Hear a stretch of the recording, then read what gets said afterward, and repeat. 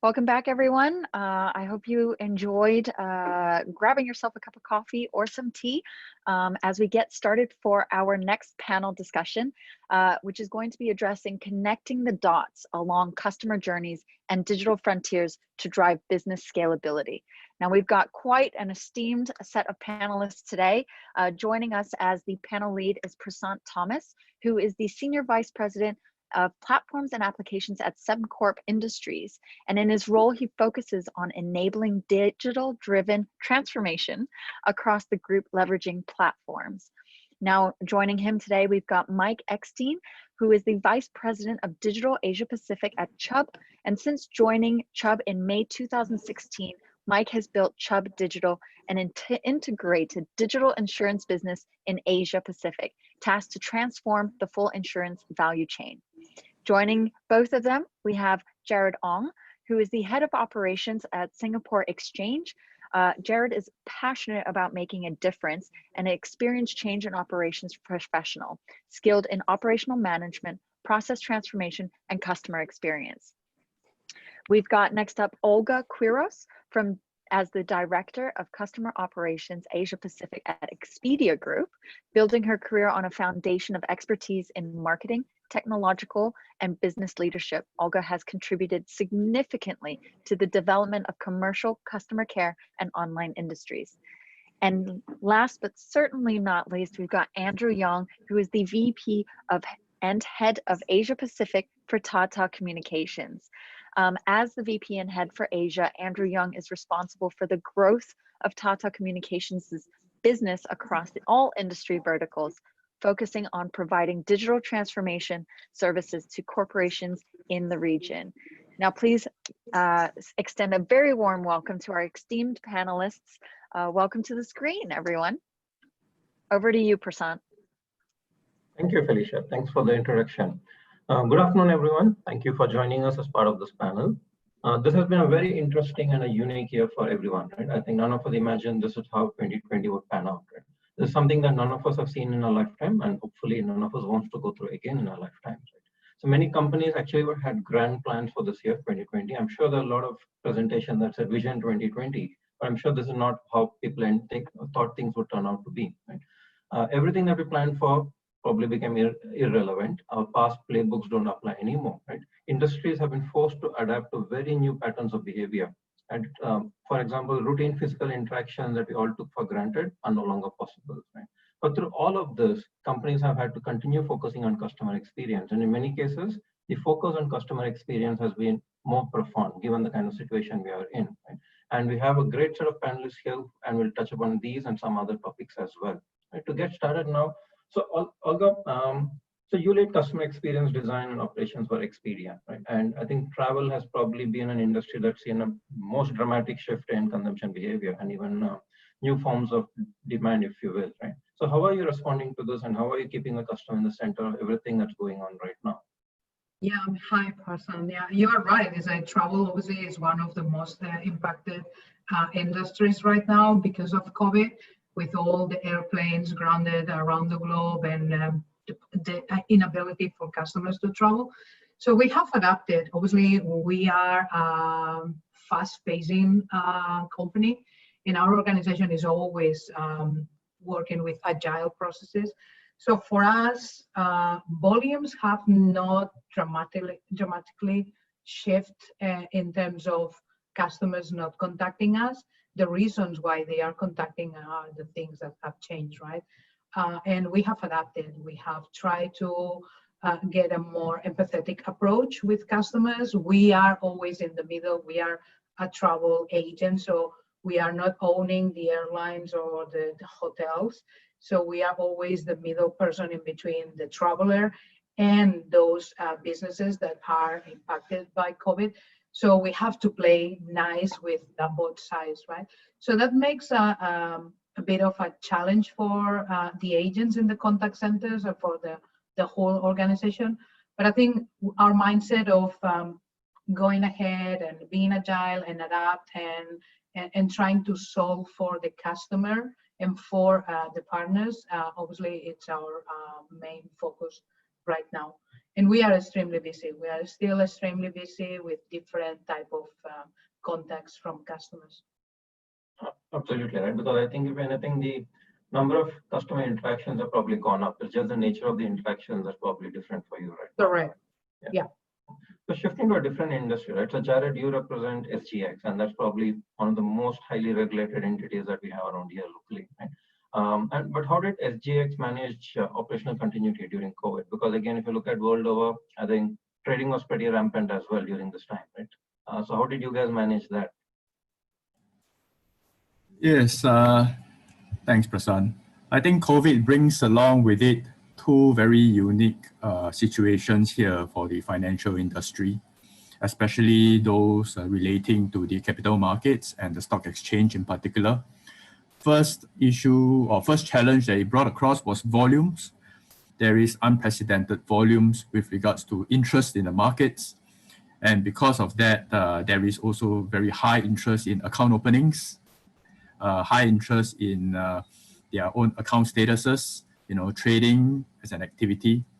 So that then therefore presents itself as a different kind of, it's a good problem for us, but how do we maintain service levels during a situation where the second challenge comes into play, which is like what you are mentioning about high regulation and all the rules associated with work from office and work from home that comes along with COVID. And dealing with that is extremely challenging because first you have to deal with the volumes and expectations and service levels from the external customers. And second, you have to make sure that you still maintain the relevant safe distancing and the rules that the Ministry of Manpower and the MAS guidance that have been given to us.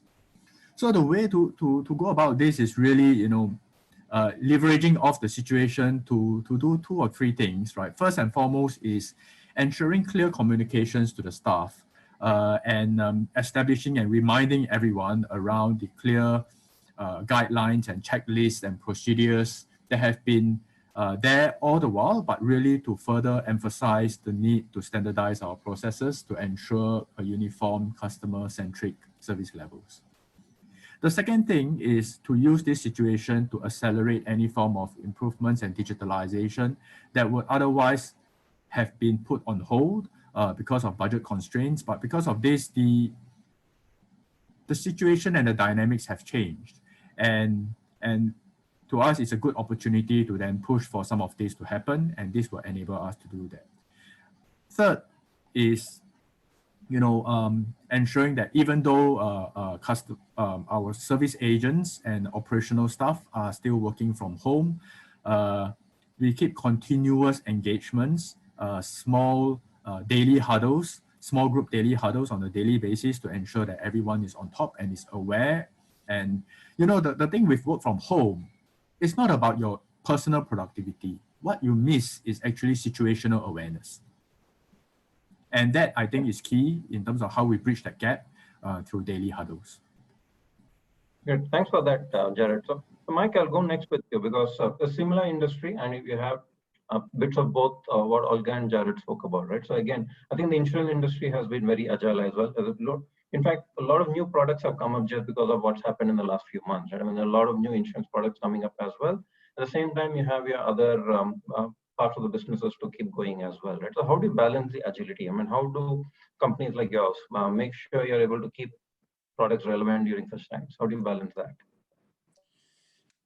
Yeah, look, I mean, it's unprecedented, but it was, in a way, it was needed as well. I mean, we needed to fast track things like omnichannel capability. We needed to fast track digitalization. We needed to fast track efficiencies. We've been going at it for about 4 years now within Chubb, and I think we've done a good job. But you always need a bit of a shove, right? And we didn't ask for COVID, and we can talk about all the negativity about it, and we all know that. And we've ourselves as a company has obviously suffered because of that. But you also once in a while. You get this opportunity where sort of the world's or the universe lines to get to get that push over that we all need, and this is it. It's not an option anymore. It is an absolute must, and you can see that now from how the companies has responded. During the course of the last 4 months or and so forth, Tribe as a company has done brilliantly. The operational teams, the claim servicing teams has of course worked from home, but it's firing in all cylinders. It's still doing the job that it used to do. And the good thing, as you pointed out, is all of a sudden there's this innovation spark as well. New products coming to the fore, responding to this. And hopefully not just responding to this reactively, but also using this as a proactive way to push the industry forward and start to build products that is not just focused on the current situation, but focused on what the new normal, which is a horrible word, but what that will look like in the next 12 to 24 months and onwards.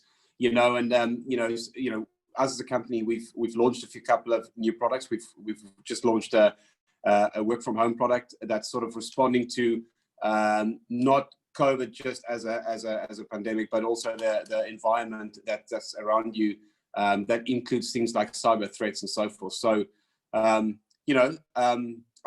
like to be a glass full type person, and I think you can talk about all the negativity of it, and of course the news channels reminds us that 24 hours a day, but this is a great opportunity for innovation and transformation, and getting the wheels turning a little bit faster. I agree. So in fact, hopefully some of the good things that came out are here to stay, right? And they're not temporary. So let's hope that's what happened, right? But you spoke about one of the new products on cyber, and that's interesting because my next question actually, and Andrew, if you can weigh in on that, is so we're talking so much about customer experience and a lot of new digital technologies, right? But how do you balance the security aspects of those with the experience part of that? You don't want to be too onerous on security because then you hamper experience, but you don't want to be too lax because then you bring in a security angle to that, right? So how are you seeing companies handle that balance? Okay, thanks, Prasan. I think the first thing that we could understand the customer experience, right, is actually underpinned by 4 principles there. The first, the customers are actually wanting consistent and contextual kind of experience. They also want a seamless and integrated. They don't want to go all over the place, to access a web page, to get a logged in. They also want it personalized in real time, and really the most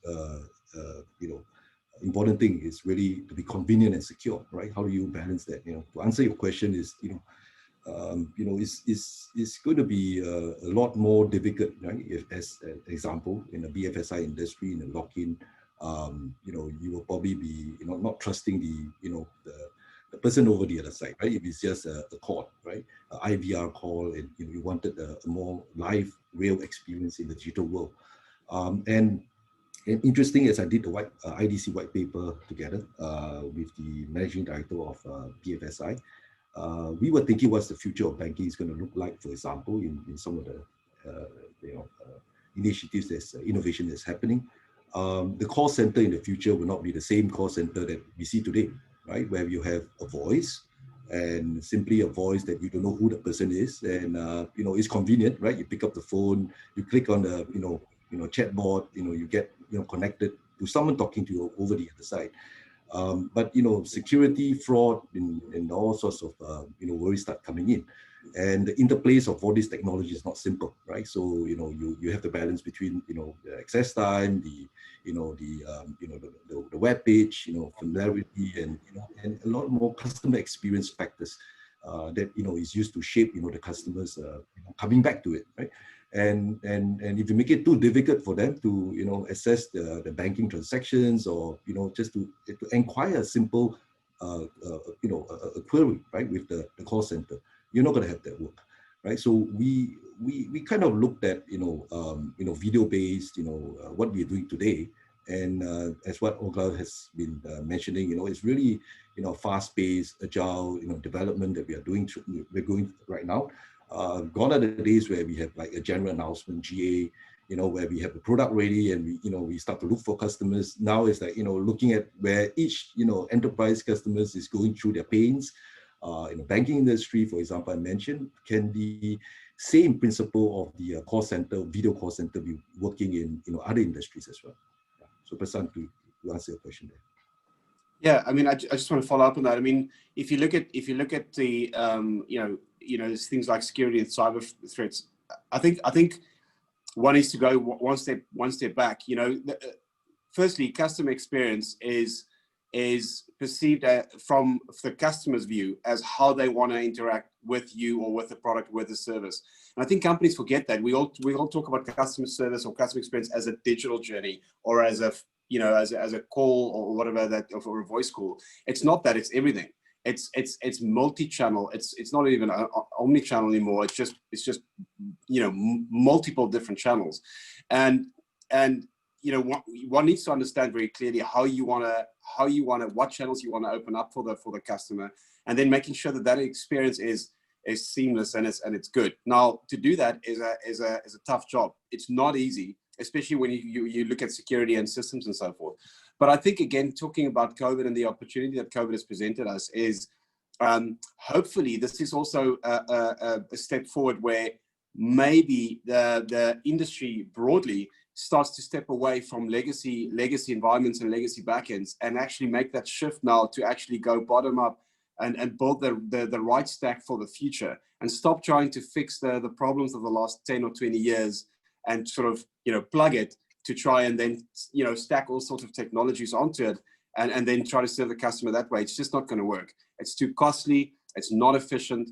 And from a risk point of view, that is actually the area where the biggest risk and the threat comes in, especially from a cyber point of view, because it creates all sorts of gaps. You've got an old system. You're trying to put on new things onto it. It's always going to leak, and this is where the hackers and the guys are attacking from. So the moment that you step away from that and you make that decision, and again, it's not an easy decision to build ground up towards the future. All of a sudden, things like efficiencies, much better customer experience opportunity, the ability to integrate with different technologies out there becomes available, and it becomes available in a cost-effective way, as opposed to what we've been trying to do now as an industry and trying to sort of plug holes and build on top of it. It's like a building where you just keep on building on top of the old building. The old building is starting to crack, and you just sort of fix and plug it. It's never going to work. And hopefully COVID has exposed that a little bit and sort of, given us the opportunity to, get a shove into the right direction. So Mike, as a follow-on on that, right, without making it too technical, from a technology perspective, so what are some of the key things that you guys did? Because like I said, so you're completely ripping away the old and building new. But again, just for the audience, without making it extremely technical, maybe we can just spend a couple of minutes on that. Yeah, I mean, when we came in, you had to build the bridging technology, and you can't just switch off the one and just switch on the other one. That's just never going to work. So in reality, what's happening, especially on our side, we built and developed a middleware, an API middleware, cloud-hosted environment that sits over or on top of the legacy system and interacts with the legacy system. But anything that goes to the front end goes straight from that middleware environment. So that's what we've developed from day one when we came in, and that's enabled the company and us to grow from a digital perspective, not just from a distribution point of view, but also from a customer interaction point of view. We are a B2B focused business, so of course our product goes straight into front end platforms like banks and ride-hailing companies and so forth. But so we need to even be more careful on how we do that and how we sort of plan out that journey that includes the full customer interaction with us.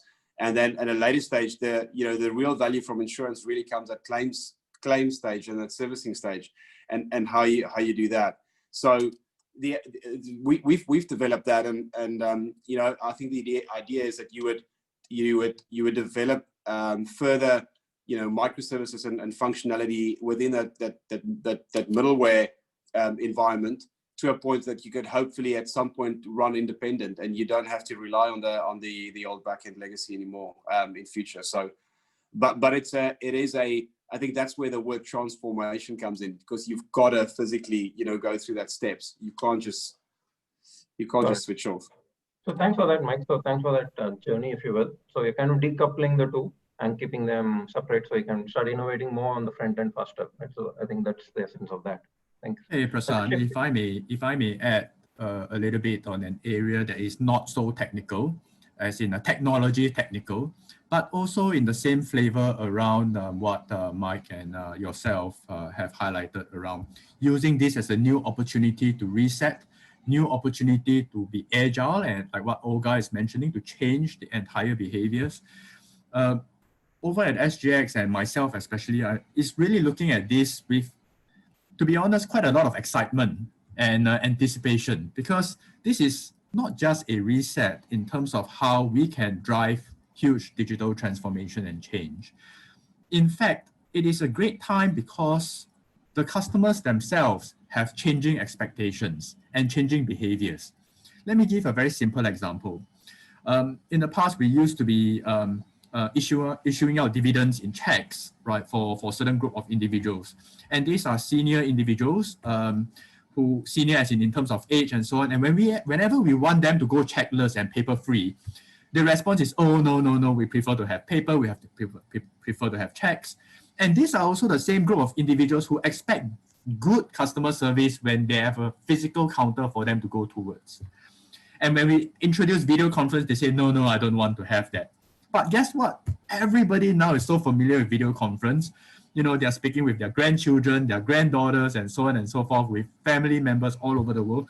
In fact, they are embracing this a lot more. And this allows us, instead of putting holes, patching holes on the old physical service centers and systems around that, we are moving across fully digital, right? And using video conference and embracing it in a new, different way that not only satisfies our own efficiency and agility, but also satisfies the new expectations of customers in this new era. And because everyone is so focused on paperless and non-physical, we are using this as a chance to accelerate many of the changes that we want to bring forward. That's useful, Jared. So I think one common theme is that we are using this opportunity to put in place something that we always wanted to do and something that's going to help us for the next few years, right? And not something that was a short term. Right? But another question related to that, right? So as we bring in all of these newer ways of doing stuff, right?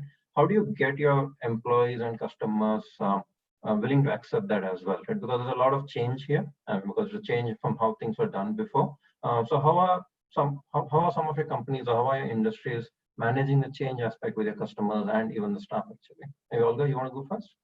Yeah, certainly. I think what Mike was saying, right? We have always have the tendency in the customer service or customer experience areas to build on top of what was existing, right? And always afraid of removing legacy because it was a big change, and because what we were doing, it was always adding to the channels we were offering to customers. With this situation of people working from home, different schedules, different opportunities to connect, I think what we have realized is that we are able to switch off and on channels based on moments of the day, different type of customers that Jared was mentioning, and everybody is okay, right?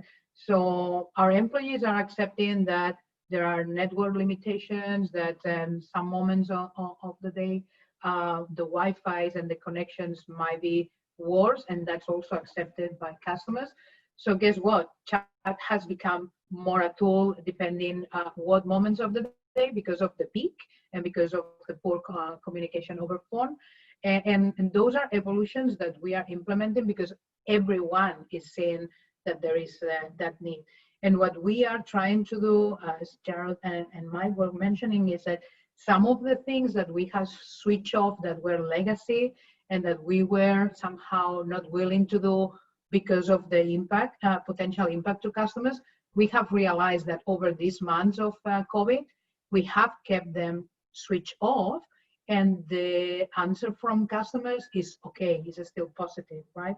So they are not missing a channel that we used to have in past, like voice mainly, and the agents are having better experience supporting customers because they have less troubles using the tools. Connectivity is better, it's more agile, we have newer systems We have better APIs and middleware, as Mike was saying. So using an IVR or a telephone system that was built 10 years ago obviously has its limitations. If we are migrating to a chat in a cloud environment that's super fast, agile, and everybody obviously is embracing it from employee and from customer perspective. So that's our experience. Yeah, because I remember taking an insurance policy during this past few months. It was renewal, and for the first time ever, like I was telling Mike earlier, the agent actually sent me a digital signature based policy, right? Because usually it was let's meet in the coffee shop and sign this piece of paper for you, right? But now it was good to see that even they are accepting the validity of digital signatures. In fact, just one anecdote from my own company, we had to go through a bit of process internally to get the legal teams to agree that digital signatures can be truly valid, right? So because initially everybody were a bit circumspect about those kind of aspects, and I think after the first few weeks, it's become business as usual. Now everybody just does digital. Nobody wants to take a printout and sign up, right? So it's interesting to see how companies are dealing with this kind of newer options that are coming up, right? So Andrew, another question perhaps, because you work with customers across different industries, right? So are you seeing a difference in maturity of how different industries are handling the current crisis, especially when it comes to experience, or is it kind of a level playing field already? No, it's not a level playing field, and obviously, the impact of COVID, touches on different industry at different depths. And if you look at where the general consensus is coming out, right, it's really about how do they get the customer experience, how do they serve the customers, and and that journey is not a isolated journey. It's not the individual touch points, and we try to change that. Many going through this digital transformation has attempted to fix things in silos and in sequence, and many itself are in an advanced stage, what we call a lot more digital ready, and some of them are digital natives, right? But some of them are still starting the journey. I'll give you an example. We have been working with car auto manufacturers that is looking at intelligent networks. What we say, predictive, 30 minutes in advance, looking at where the routes that it's taking to make sure that we can actually kind of swap between and the reason for that is not that the technology is not there. The technology has been there since day one, but to interconnect and to have a play on safety, right? As this is the time where innovation has to start coming in a lot more harder. We do see some more forward-looking companies are adopting a lot more, state-of-the-art, innovations, and they're putting their agile development there. And if you take, some of the, e-commerce companies that we support, virtually in most companies today, operate and trying to, right? I know a Norwegian company was trying to, have a, e-commerce store in Asia, right? But the underlying infrastructure is not ready for them to really cover markets like Philippines or a huge market like Indonesia, for example. They need to do some revamping, right? But the customer experience is not just on technology, because technology alone will not be the transformation age. You do not want incrementalism, right? Because you make small changes here and there. There's a great saying by this senior research scientist at MIT, George Westerman. He mentioned something like, if the digital transformation is done right, it's like a caterpillar turning into a butterfly. But if it's done wrong, caterpillar is like a caterpillar having many legs, running faster or what, so interestingly, we do consult our customers, and we came out this platform called Secure Connected Digital Experience Platform, which is SCDX. We believe that a lot of the innovations can be and what customers are asking for is really is touches across many layers, be it the voice, be it the digital, be it the SMS you receive, the connection between the remote agents and your office workers. So the entire ecosystem where we put a framework, right, is helping our customers to take a good look at some of the elements change, right across from from a revolutionary angle, right, looking at across the visibility. And that experience, we have done it internally ourselves. In Tata Communications, we also, being a telco, a big, B2B, serving a lot of B2B, customers, we have to transform. And when we look at the digital transformation that we are putting in place, we have actually, introduced customer success teams that cut across silos. Right now, we are making, the KPIs of people, not just technology alone, also change along with that. And, and that's it, the industries itself, we are working with every single industry to understand their, the major customers drivers, right? What do they want to do? How do they want to go about doing this during the COVID-19 period?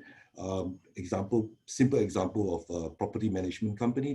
They are trying to, consolidate offices and, and they're reducing the need for a desk phone. Right. So a simple technology like that, using mobile, using BYOD devices, is taking, a lot more precedent in their thinking as well. So, a different industry is going through different stages of at this junction. Yeah. So it's not a uniform transformation in that case, right? Everybody has a different starting point, if you will. Yeah. Okay. I'm just keeping an eye out on the questions we're getting from our audience as well. So I'll just probably relay those as well, right? So I think one question, maybe Mike, Olga, you guys can take a look, is how is the customer experience or expectations changing in your industries? And how do you make sure that you are still offering, so Mike, to your point, a seamless omni-channel experience, not just either digital or physical, but how are you able to blend those two coming in together, right? Any thoughts on that? Yeah, I mean, I just want to quickly raise a point on the statement I made about the legacy piece as well. When I talk about legacy, it's not just the technology, the actual tech or IT infrastructure. It's processes, it's systems, it's people, it's mindset, it's culture in the company. And even when we arrived here at Chubb a couple of years ago, we didn't understand how that is the bigger portion of the job, to be honest. To change technology or to build new technology is easy. It's the easier part of the job. It's available, it's there, it's getting better and better every day. So you can go and grab it and you can stack it, but the bigger portion is the people's transformation. That's a tough job. It's customers, customers expect service, regardless of how that service looks like. And I think we overcomplicate it in a lot of ways. We completely overcomplicate it. So customers, and we are all customers, you want service. You don't, and when it comes to service, the most important aspect is time. You don't want to spend hours on end trying to figure out an insurance policy, or hours on end to try and buy something on the internet and whatever else, because time is literally, in this day and age, is the be all and end all, right? So if you think about time as a concept, you need to reverse service, and then you need to figure out how to make that as easy as possible for someone to interact with you when they have to, but then get on with their everyday lives. And if you grasp that concept, it's actually very, very simple. What makes it complicated is when you then go back internal and you start to look at sort of the processes, the current infrastructure, the current setup, the business model, which does not get enough attention in my view. And you start to think about those things. 99.9% of the blockers of not being able to roll out this capability is purely processes and people and thinking and culture. And, change, people is, especially, us as humans, we don't accept change easily. COVID has been a great example of that. On how people try to sort of wanted to go back to the new normal of the old way of doing things as quickly as possible, and sort of now being forced to accept it, but it's taken a pandemic, unfortunately. And in the same way as if you look at the corporate structures, it has to come from top down in some way. In some cases, you just have to, the leaders just have to take the flag and go, we are doing this, and this is the timeline, and this is how we're going to get it done.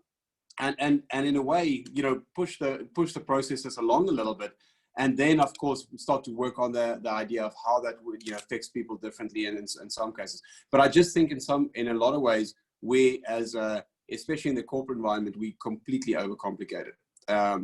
And the moment that we grasp that concept and grasp the concept of service equals time, or vice versa, and you sort of then reverse engineer back into how you should be putting it in place, and then eliminate unneeded processes and just overcomplicated, business model and structure, you'll very quickly see how that opens up. And there's companies who's getting it right. And I think hopefully now with COVID, with what it's done, it's put a lot into those companies who is getting it right. And hopefully some of us will follow. Okay, thank you. Olga, anything you want to add on that? I couldn't agree more with Mike. I think, the one thing that has been our tenet during this period is simplicity, right? As he was saying, is that we were having over complicated processes with million different touch points and handing over in different teams. And that applies to product, technology, customer service. So our principle during this 2020 is simplicity. If you can get it done with less touch points and less handovers, get it done. And also simplicity in the number of things that we want to achieve, right? Obviously, as a large corporation, we have many different projects and things happening in parallel. I think what was agreed at the very beginning of COVID, and Mike was also spot on, is that our CEO came to us and say, let's pick the 5 that are going to make a difference for our customers. And we can put the rest on hold. We are not saying we are not going to focus on that, but what our customers need right now? And focus on delivering that and work across different teams in the organization with the mindset of simplicity, right? Don't add 5 steps just to justify that we have 5 teams touching one interaction with customer. Keep it simple. So I think those are the 2 basic principles. Sometimes not only because of time equals money, because we have realized that at least our customers, because of COVID, they were having more time to interact with us and they were willing to spend more time interacting with us because of, it's a way to have human interactions. But I think because of that idea of like, keep it simple, get things done, and obviously customers will be satisfied. Perfect, thank you. There's another question, Jared. I think you and I can take that. So it's about, to drive longer term scalability, you need some fundamental changes in infrastructure. And so is that something that we see as a long-term journey, right? So it's not just infrastructure, but I think it's infrastructure and regulations, if you will. So I'll cover the infrastructure part, given my utility background, right? But I'll need your help on the regulation, right? So I'll give you one example that that's very close to me, right? So I think in the last few months, I think it was around May or June, I think everybody in Singapore got a very high utility bill. And that wasn't a pleasant experience for us, because then people started complaining, saying, my bill is very high, did you guys do something wrong, right? But then at the back of it, it was nothing but the lack of, as this person is asking, the right infrastructure in place. So just getting into a bit more details, what happens is we send people out, or rather SP Services sends people out to all our houses to take the meter reading, right? And now given COVID, obviously people couldn't come take meter readings, so there's some approximations that were being done. But that doesn't mean that the ministries or the agencies are not doing the right long-term planning, right? So there is a project already in Singapore where all the electricity and water meters will become what we call smart meters, right? Which means maybe 2 years from now, you don't need anybody coming to your house to take meter readings. Everything will be sent automatically. And if at all something like this ever happens, you'll not have this problem of your bill spiking in 1 month, right? So while I think all the companies are focused on short-term measures, there definitely are these long-term programs that are still going on by the different agencies, by the different ministries, to make sure that we are building the digital runway, if you will, to smooth out some of these that we are seeing, right? So that was one aspect. From a regulations perspective, Jared, I'm sure you probably know more given SGX, right? So how are the different agencies helping pave out the way from a regulations perspective? I'm sure there's a lot of effort going on there as well. Yes, indeed. I think the way I look at regulations is not so much as us versus them, but it's more as in how we together help our customers. And we all have the same interest, whereby we wanted to ensure safety for the public, right? And the public in this case is also our customers. And how do we make things a little bit simpler? I think most of the time, the regulations constraints are, most of the time from my own experience, self-imposed by the institutions. We read what the guidance is from the regulators, and then we say, oh, they must mean this, they must mean that, then therefore we can't do A, B, and C. But you know what, with COVID and so on, this engagement and interactions becomes a lot more deeper and meaningful where we really go down to the core principles and the meaning behind it. And then we start to say, hey, can we don't do paper for this? Can we avoid ink signature for that? Can we streamline verifications for this? And guess what, it has been a very positive, engaging discussions, and it has been very forward looking. So from a longevity perspective, I think it is here to stay. I doubt very seriously if that this will revert back to the old once a vaccine comes out, but rather this is more an acceleration to the ideal end state.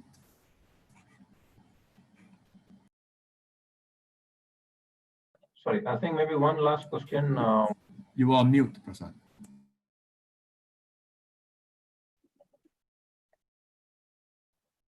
Can you guys hear me? Yeah, I was saying maybe one last question, and okay, there I think we have Felicia. I think we are out of time. Sorry about that. Unfortunately, we are out of time. I wish I could let you guys continue the panel discussion, because I feel like it was such a great and insightful point from various different industries. And next time I feel like we might have to accommodate for at least an hour, if not more, for all of you. But thank you again so much for your insights and your participation with the CX Asia Week Virtual this year. And Prasad, thank you for leading the panel. Spot on. I hope you've enjoyed your session today. Thank you for having us. Thank you very much. Thank you.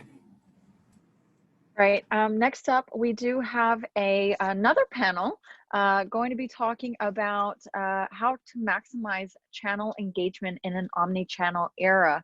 And I feel like this is definitely relevant to the situation we all find ourselves in, as a lot of our customers are reaching out to reaching out to different organizations across a variety of different channels, and how do we get all of them to talk to one another?